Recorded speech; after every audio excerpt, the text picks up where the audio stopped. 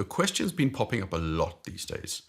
Are Swiss watch brands going to collapse because of the tariff situation? If you're a German watchmaker, getting your watch to the US is going to add 15% worth of tariffs. Same for Japanese companies like Seiko and Grand Seiko. And if you're Swiss, your product is now going to be 39% more expensive for the importer. With the US making up a massive share of the global consumption of luxury watches, it's definitely going to have an impact. In this video, I'm going to do three things. I'm going to run through the options on the table for a watch brand to mitigate some of the challenges. I'm going to develop a framework to get a handle on who is potentially most at risk. And finally, I'll give my perspective on the most likely outcomes. This video is one of the more business-forward topics, and I know we often prefer just to talk about watches. But the fact is, if you love watches, then taking a little bit of interest in the business side of things, especially in this climate, is actually worth it.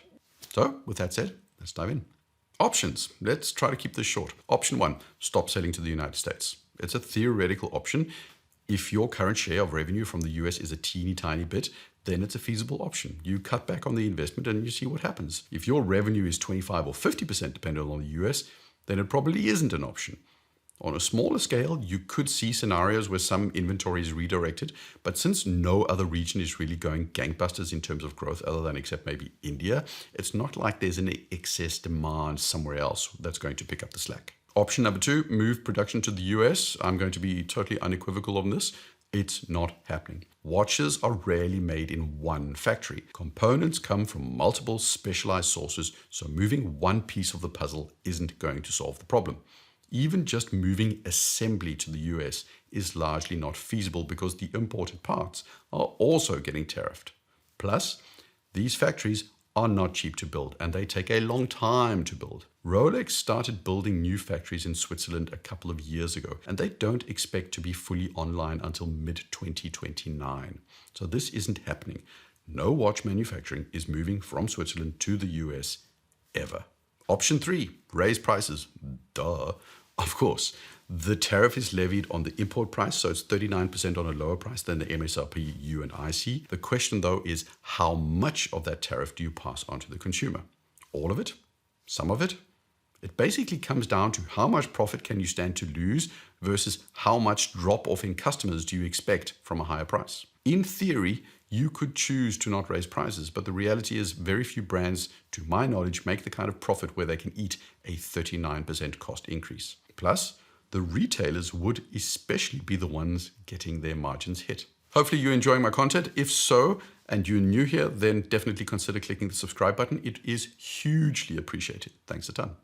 Option number 4 is raise prices globally. I predicted this as an option in my original video, and a couple of weeks ago, George Kern from Breitling said this was explicitly on the table. And it makes sense. If your American customers make up, let's say, 25% of your revenue, you can do two things. You can raise the price fully 15-20% at MSRP level for Americans, or you can raise it 6 or 7 or 8% for everybody globally. You basically hope that 6 to 7 to 8 or whatever percentage globally has less overall impact than 15% on one key market. You also hope that the rest of the world doesn't get too pissed off that they end up sharing the burden of a US tariff that ultimately should be something the US consumer should be carrying.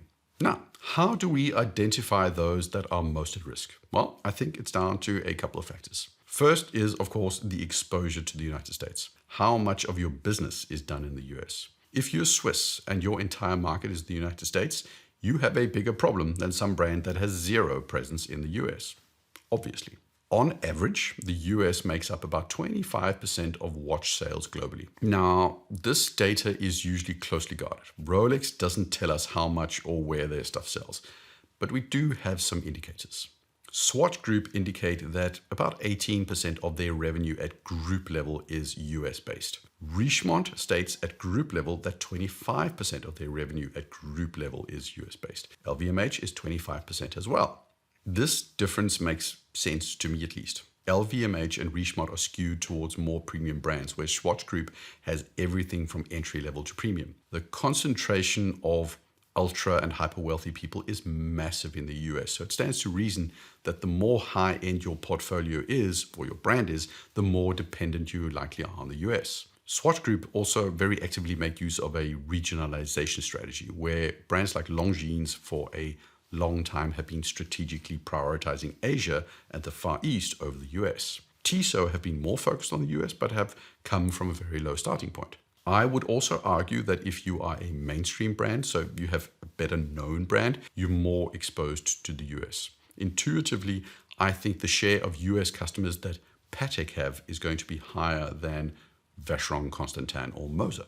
Based on these hypotheses, I actually spent an evening with AI helping me out with some estimates based on a ton of data. And I basically get 3 buckets of exposure. And guys, just remember there are over 1,000 watch brands in the world. I've stuck mainly to the Morgan Stanley list for simplicity. I'm fully aware there are millions of other brands or lots of other brands that are not reflected in the list, which you would also be interested in hearing about. So at the lower end of exposure, Tissot, Jaeger-LeCoultre, Classe Regional, Oris. Mid-range, Longines, Omega, IWC, Vacheron Constantin, Moser. And the higher end of exposure, Hublot, Tag Heuer, Audemars Piguet, Patek, Rolex, Cartier. Next is the price point. Cheaper watches have less profit. Cheaper watches have customers that are much more sensitive to price changes. Analysts usually split this up into pricing at $200, from $200 to $500, $500 to $1,000, $1 to $3, and then $3 and up. For me, I've gone for sub $1, $1 to $5, under $20K, and over $20K. So just looking at pricing, irrespective of whether they're represented in the market as such, Hamilton, Tissot, Cetina, they're closer to sub $1,000. Under 5, Longines, Tudor, Tag start under 5,000. Oris, Nomos, Formex. Sub 20, Rolex, Cartier, IWC, to some extent Blancpain. And then the high end, of course, is Patek, F. Pigeon, Grubel Forsey, Audemars Piguet, Richard Mille. So the ones in the left-hand side with the low, those are the most at risk. The ones that are high, less so at risk. Next up is size. The smaller you are in terms of revenue and volumes, the more exposed you are. That's my thinking. The reason I think this is the case is simply because I think the bigger the company is, the more likely they are to have cash in the bank to weather the storm. They also have more overhead in terms of staff, but I just lean towards thinking that the bigger firms can weather the storm for longer and use that time to adjust, where the impact on smaller firms is much more immediate. You just burn through cash faster when you're small. So relatively small companies in terms of volumes, Breguet, Blancpain, Nomos. In the high end, or the big sort of volume players, Omega, Patek, Rolex, Longines, Breitling. Just as a point of note, I put somebody like Longines in there, and just to clarify, this is excluding whatever current situation they have. Longines is having a tough time in China. If they also have a tough time in the US, that problem is going to compound. But in isolation, a company with bigger volumes like Longines should be able to weather a storm like this more. Brand, the better known you are, the safer you are. Consumers tend to flock to safe bets in times of uncertainty. It's the up-and-coming brands and the unknowns that lose out because the risk takers stay away. So Rolex might even see an influx effect in terms of people moving to a safe harbor where, I don't know, Parmigiani might see people drift away. It's not now that you throw your money at an expensive product from a brand that you don't know that well. The last one is organizational setup. And I think right now, being part of Swatch Group, Richemont, or LVMH is a good thing. Swatch Group has their problems, but they do have more financial foundation to weather a storm than, I don't know, Oris, for example. I think the bigger firms can at least initially share the burden a little bit more, where the independents are standing entirely on their own 2 legs. So I think a brand like Breguet would be in huge trouble if they were on their own. But under the umbrella of Swatch, with a sentimental Hayek family at the helm, I don't see them closing up shop on Breguet if things turned bad.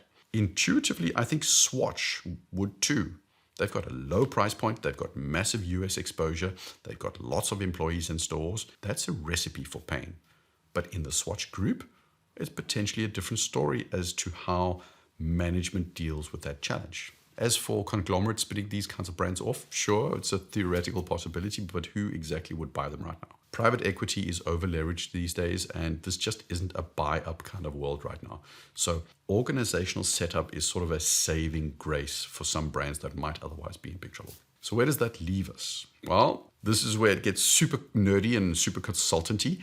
I assigned points to every brand on the Morgan Stanley Watch Report. So 0 for low risk, 1 for some risk, 2 for more, 3 for high, depending on how many categories there were for a given factor. I added them all together and got an overall score.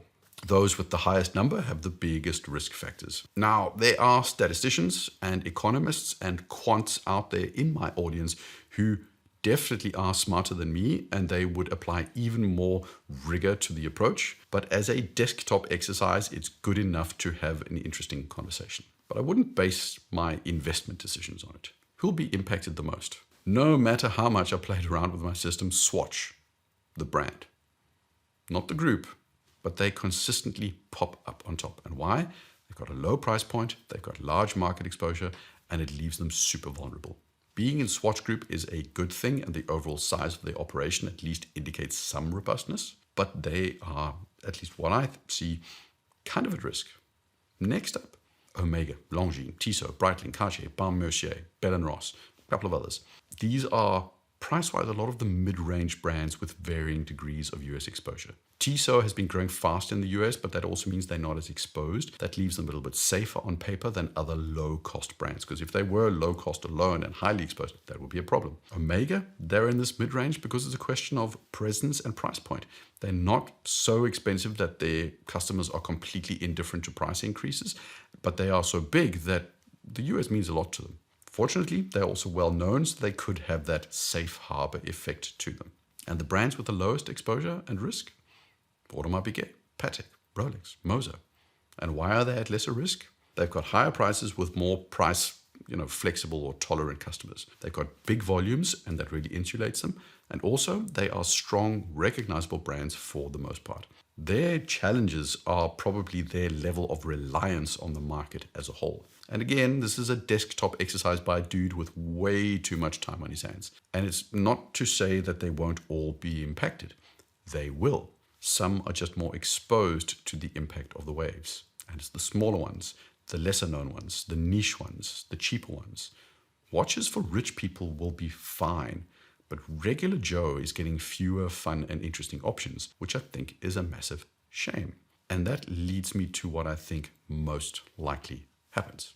Everybody's going to raise prices. Really expensive brands will make consumers eat the biggest share because their customers can afford it. Mid-range brands will probably try to eat some of the cost and pass some of it on, and passing it on to non-Americans as well, probably. The entry brands, if they're independent, they are passing a big share onto consumers. If they're part of a conglomerate, I think they may try to split the difference across multiple brands, so essentially hoping that Omega will pick up the slack for impact on Tissot.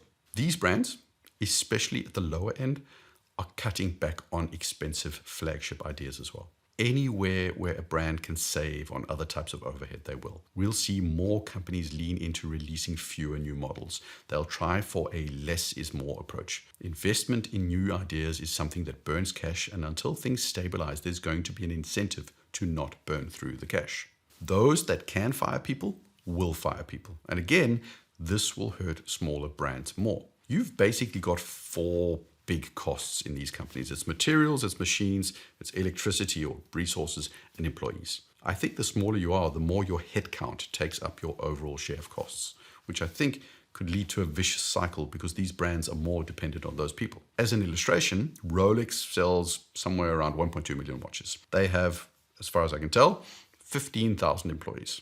That means, in principle, one employee makes 80 watches a year. Now, at Grübel Forsey, they make about 250 watches and they have about 150 employees. The point is, losing one good employee at Grübel Forsey is far more impactful than cutting a couple of 100 jobs at Rolex. So the smaller you are, the more dependent you are on your people.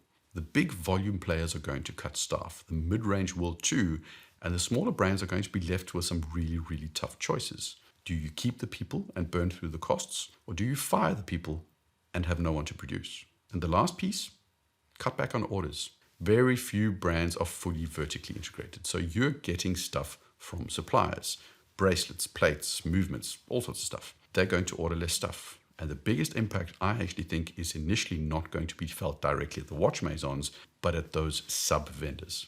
If you're a brand that specializes in supplying bracelets for entry-level brands, I think you're in for a bumpy ride. Those are the companies in the short term that are in problems big time. Think of it this way. When an economy goes bad, supermarkets feel the pain. But who feels it more? The farmers. Think of these sub-vendors as the farmers. They are the ones that really feel the squeeze.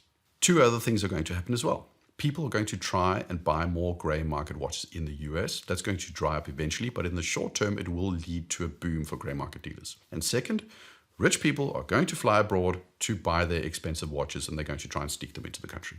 I bet you true money that a billionaire somewhere will take the chance of buying their new Jean in Hong Kong and then trying to sneak it into the country to save $20,000, $30,000. Because just because rich people are riching, they can still be some penny pinching Grinches as well. Companies aren't going to close up shop from one day to the next. Every brand is going to do what it can to first weather the short-term storm and then try and redirect their strategy to adapt to the new reality. It's going to be about readjusting expectations and priorities and hopefully getting to a new steady state before there's no money left in the bank. This is going to be a bumpy ride, and it's going to cost a lot of jobs. And especially for entry and mid-range people, buyers, we're going to see less cool watches. That's all I had for this time around. I've shared my ideas and my thinking on this situation. What are your thoughts? Let's have a productive conversation about it in the comments. Like, subscribe. Cheers.